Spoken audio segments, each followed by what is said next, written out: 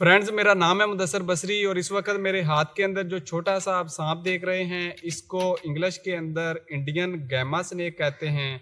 इसके अलावा इसे कॉमन कैट स्नेक कहते हैं। इसका साइंसी नाम बोइगा ट्राइगोनाटा है। इसे इंडियन गैमा स्नेक इस वजह से कहते हैं, इंडियन इस वजह से क्योंकि ये इंडियन सब कॉन्टिनेंट के अंदर पाया जाता है। जबकि गैमा स्नेक इस वजह से कहते हैं क्योंकि इसके हेड के ऊपर गैमा की तरह का एक सिंबल बना हुआ होता है। और इसे जो है कैट स्नेक इस वजह से कहते हैं क्योंकि इसकी जो आंखें होती हैं वो बिल्ली की आंखों से मुशाबत रखती हैं। बिल्ली की आंखें आपको पता है कि वर्टिकल प्यूपल के साथ होती हैं, यानी अमूदी पुतली के साथ होती है। तो इसकी आंखें भी उसी तरीके से होती हैं। इस वजह से इसे जो है कैट स्नेक कहते हैं। इसके साइंटिफिक नेम के अंदर जो वर्ड ट्राइगोनाटा है वो मेरे ख्याल के अंदर ट्राइगोनाटा यानी कि 3 एंगल्स वाला कहा जाता है, क्योंकि वो लतीनी ज़बान का वर्ड है। और इसका हेड देखें आप तो ये मुसल्लस नुमा होता है।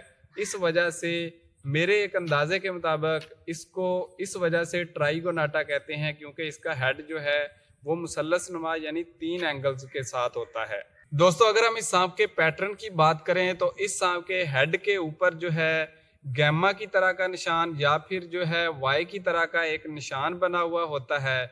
और इसके अलावा इसके हेड से लेकर दुम की तरफ जो है इसके पूरे जिस्म के ऊपर अगर आप देखें गौर से तो इसके ऊपर थोड़ा सा एरो शेप के अंदर तिरछी जो है वाइट कलर के निशान बने हुए होते हैं, जिनके किनारे जो हैं वो थोड़े से ब्लैक होते हैं।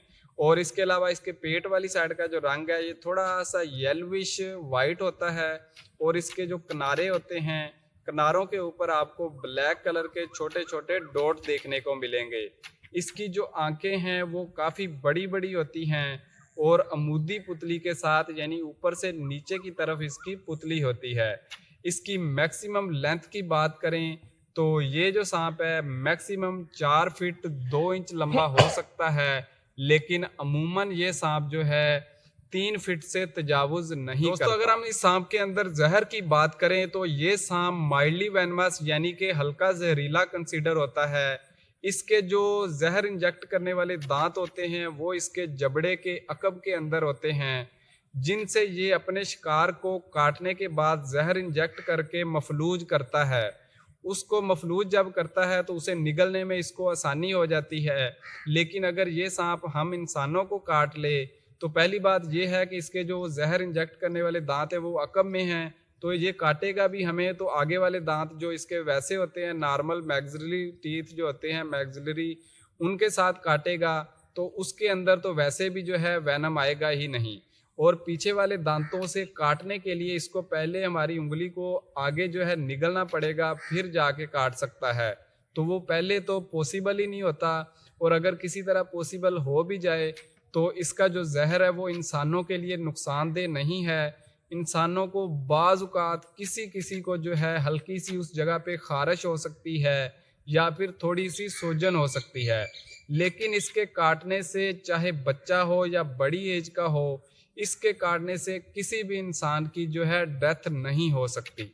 दोस्तों, अगर हम इस सांप के ब्रीडिंग सीज़न की बात करें तो इस सांप का जो जिनसी मिलाप होता है वो तकरीबन होता है मौसम सरमा के एंड से लेकर मौसम बहार तक, जिसके बाद मादा जो है वो दरख्तों के अंदर मौजूद सुराखों के अंदर या फिर जो है केव्स वगैरह के अंदर जो है 11 तक अंडे देती है। और अंडों में से जो बच्चे होते हैं वो तकरीबन मूनसून के अंदर निकल आते हैं।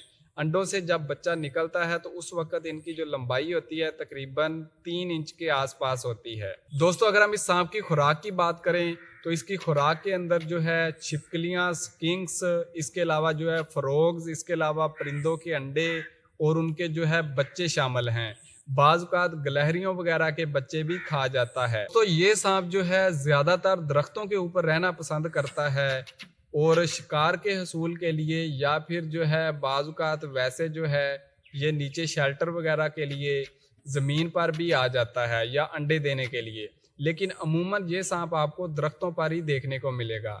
तो ये थी इस सांप के बारे में शॉर्ट सी ऑथेंटिक इन्फॉर्मेशन। उम्मीद है आपको पसंद आई होगी। ऐसी मज़ीद वीडियोज़ देखने के लिए देखते रहे हमारा चैनल।